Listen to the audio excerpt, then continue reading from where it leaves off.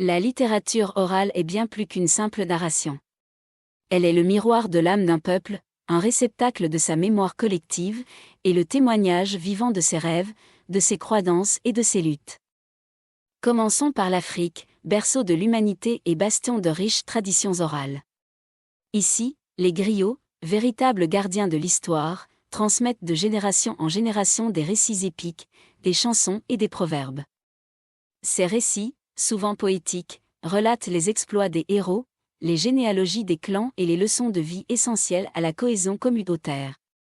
Chaque parole, chaque cadence porte l'empreinte d'une sagesse ancestrale. En Asie, la littérature orale prend une autre tonalité. Prenons, par exemple, l'Inde. Là-bas, les récits du Mahabharata et du Ramayana ont été, pendant des siècles, transmis par des conteurs itinérants.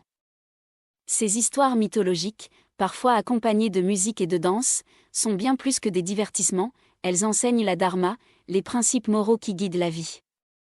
Regardons maintenant l'Océanie, où les récits oraux des peuples autochtones, tels que les aborigènes d'Australie, sont intimement liés à la terre. Leurs songlines ou lignes de chant décrivent des routes terrestres et célestes tout en retraçant les origines du monde. Ces chants ne sont pas seulement des récits, mais de véritables cartes spirituelles et géographiques.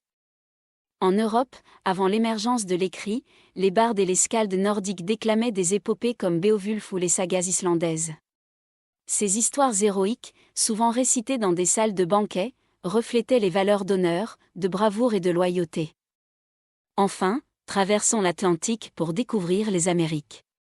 Les récits oraux des peuples autochtones, comme les légendes des Navajos ou les mythes des Aztèques, nous parlent de cosmogonie complexe et d'une profonde connexion avec la nature. Ces récits, souvent racontés autour du feu, sont empreints de spiritualité et d'une sagesse écologique avant-gardiste. Ainsi, qu'elle soit chantée, racontée ou déclamée, la littérature orale transcende le temps et les frontières. Elle nous rappelle que l'art de raconter, cet héritage universel, est au cœur même de ce qui nous rend humains.